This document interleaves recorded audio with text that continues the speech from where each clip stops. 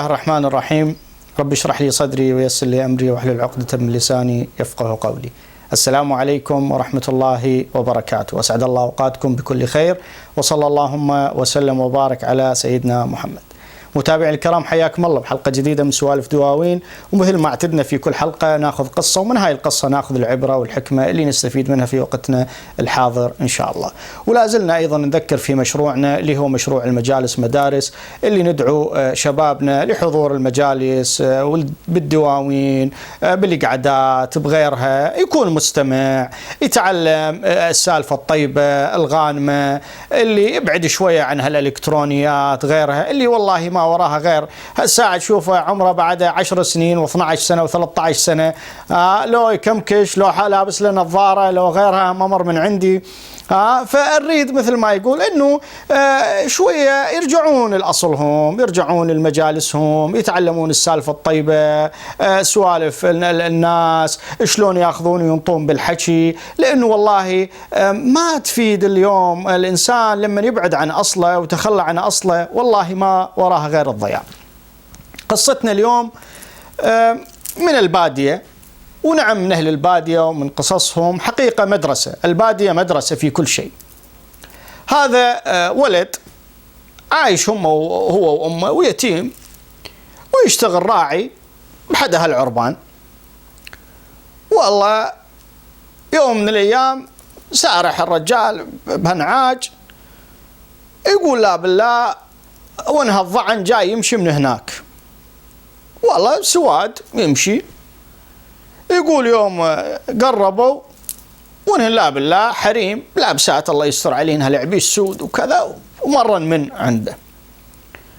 يقول هذا يوم انتبه عليهن، لا بالله شاف له ابنية ويا هالحريم، سبحان اللي خالق، جمال وغيرها ومشرشبه بهالذهب وهالمعاضد ادخرتيش، او يقول فلان مثل ما يقول قمر يمشي على القاع. يقول والله هذا فلان انه انخطف عقله، يا سبحان الخالق، هذا الله يستر عليه هالجمال اللي شايلته هذا شنو. يقول والله هذا قام يضرب خماس بس داس ما يعرف نفسه شو يسوي، يضرب هنعاج بالمطرق يمين يسار. ضحك، يقول هاي يميني، هاي منين هاي؟ قال والله أنا ليش ما ألحقهن الحريم هذن واسألهن، بس عاد بس أريد أعرف هاي منين، بنت مين هاي.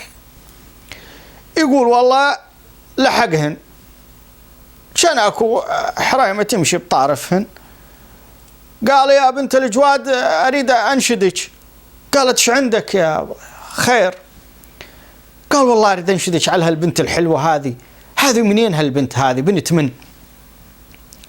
قالت ما تعرفها؟ قال لا والله ما. قالت لا هاي بنت الشيخ، هاي فلان بنت الشيخ. يقول هذا والله داخ، المصيبة مصيبتين صارت.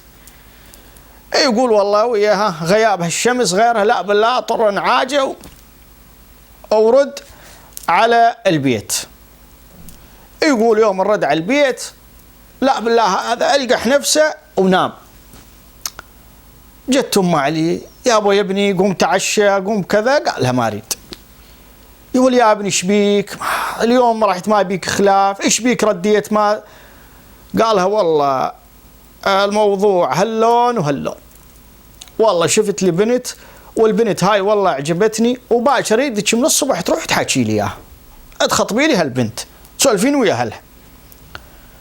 قالت له يا ابني ولا احنا ناس فقراء وعلى قد حالنا، وين شيوخ وين؟ قال والله هذا الحكي ما يمشي وياي. قالت لي يا ابني بس قوم اكل قوم كذا، والله غير اروح عليهم واقطع نفسك من هالموضوع. يقول والله هذه ثاني نهار راحت على الشيخ. يقول والله مرت على محرم والمرأة أكرمتها وقامت بالواجب وغيرها. قالت الراعي البيت الشيخ يا راعي بيتنا ترى عندنا خطار، والخطار عندهم سوالف وياك، يريد يسولفون وياك عندهم سالفة. قال الله محييها. يقول والله اندارت، الله محييك عندك من السوالف ما عندك، إن كانت يلقالها خاف عليك قصور مال ولا غيرها، ربعنا أكرموش، لا. قالت والله ما قصروا، لكن والله أنا عندي موضوع وعندي طلب عندك. قال سولفي. قالت والله أنت تعرفنا وإحنا بنعربك وغيرها، وأنا والله جاي أريد أخطب بنتك لابني. يقول الشيخ ضحيت، قال أقول لك أكلتي شربتي؟ قالت إيه. قال قومي ذلفي من هنا ولا تشوفيني وجهك، والله إن شفت وجهك النوب ولا لا يجيك شيء أنت وابنك. يلا كل من يمدد على قد غطاء، أنت وين تحجون، أنت وين وإحنا وين وكذا. لا بالله هان هالمرة.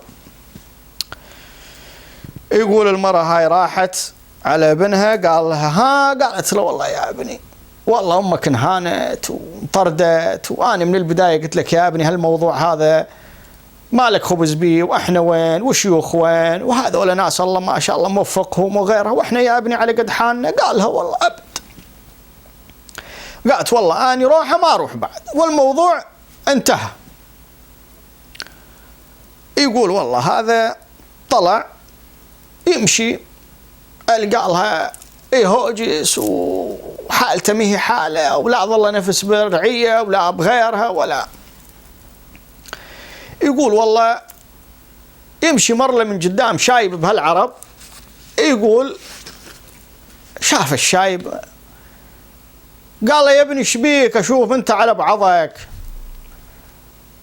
قال له والله بي شي، ما خيرك ش عندك؟ قال له والله السالفة هاللون وهاللون، ودزيت أمي وهان أمي وطردها وهددها، وأني والله ما أعرف شو أسوي، وأني والله هالبنية أخذت عقلي ما أقدر. قال له يا ابني صير رجال أنت، وأنت روح على أبوها واطلبها منه، أنت ليش تدز أمك؟ ليش روح أنت؟ قال ها شلون؟ قال له إيه روح. قال له والله أنا مذبوح، فلا بالله خليني أروح عليه. يقول والله هذا راح إلى ما هالمجلس التم على القهوة وقعدوا. يقول كان يفوت سلام عليكم السلام. يقول قعد انشده، قال الله محييك، ايش عندك؟ محتاج شيء؟ قال له غيرها. قال له والله أني البارحة أمي جت وسولفت وياك وأنت طاردها. قال له إيه.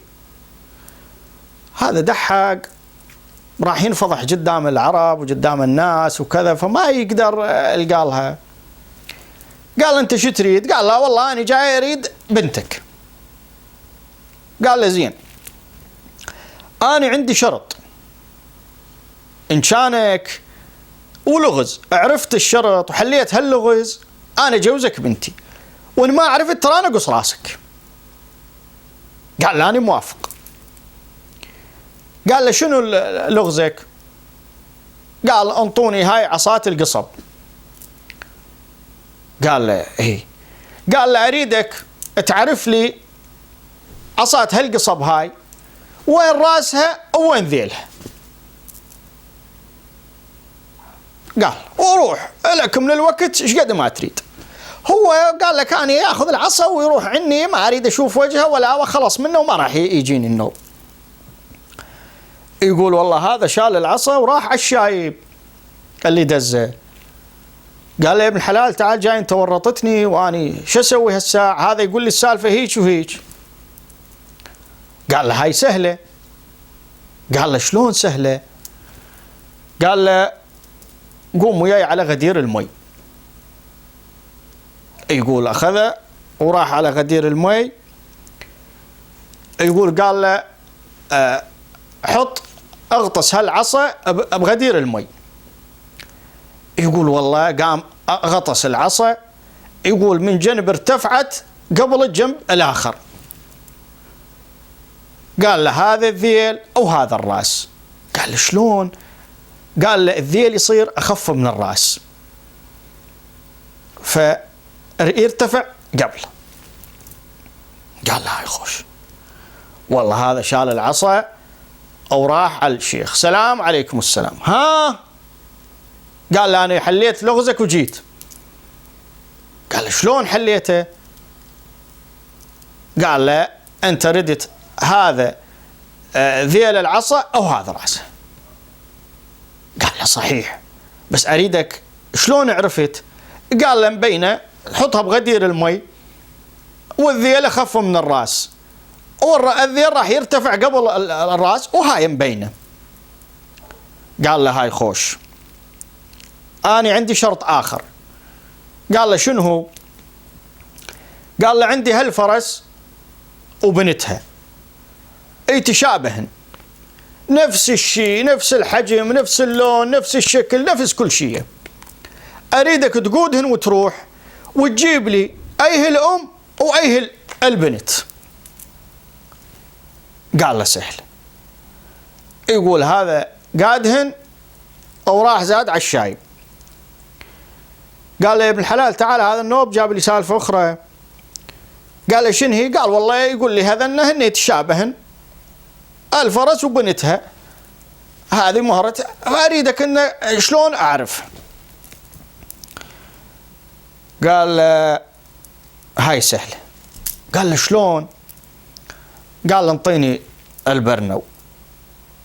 يقول والله أخذ البرنو وعساه يثورها. يقول جفلت واحدة منهن. قال له اقضبها بيدك اللي جفلت.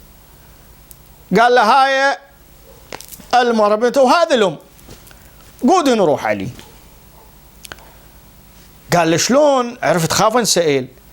قال له يابا أمها معلمة على طق البران، هاي يا ما شافته، بس هاي بعدها مي معلمة، فيوم سمعت ثارة ألف شقة اجفلت. وهاي يقول والله هذا راح على الشيخ. قال له هاي هم حليتها. قال له شلون؟ قال له هاي الفرس وهاي بنتها. قال له شوف، البنية جتك عطية ما من وراها جزية، وجوزتك إن شاء الله راد، لكن أريدك تنطحني بالصحيح. شلون عرفت هذا الحكي مو من راسك، هذا من هو علمك؟ قال له والله علمني الشايب الفلاني. قال دزولي عليه. يقول دزوا عليه، جاء قال له أنت اللي علمته؟ قال لي والله أنا، والسالفة هاللون وهاللون. قال له هسا أنت من هالمكان، أنت شوير الشيخ تصير عندي هين بالكبيرة وبالصغيرة، ما تفارق القالها المضيف، أو أنت القالها هاي مثل ما يقول مباركة عليك. يقول وقام زوج هي، والرجال هذا صار شوير الشيخ، أو الله يسر عليهم حياتهم. فنريد نقول إنه اللي عنده إرادة من هاي العبرة والحكمة، اللي عنده إرادة وإصرار على شيء الله سبحانه يكون بالحلال وما يرضي الله سبحانه وتعالى، الله يعينه ويجيب له الأسباب، رغم أنه الموضوع كان ما يفكر به ولا يتسولفون به اثنين، هذا وين وهاي بنت الشيخ وين وهاي، لكن الله سبحانه وتعالى لما شاف هذا الشاب وهالولد هذا مصر وصادق ويريد الستر، الله سبحانه وتعالى يسر له سبب هالشايب والقالها حل الغازة، والله يسر له أمره أو تجوز. بالختام تقبلوا تحياتنا، سبحانك اللهم وبحمدك أشهد أن لا إله إلا أنت أستغفرك وأتوب إليك، ولا تنسونا مصالح دعائكم. أستودعكم الله الذي لا تضيع ودائعه، والسلام عليكم ورحمة الله وبركاته.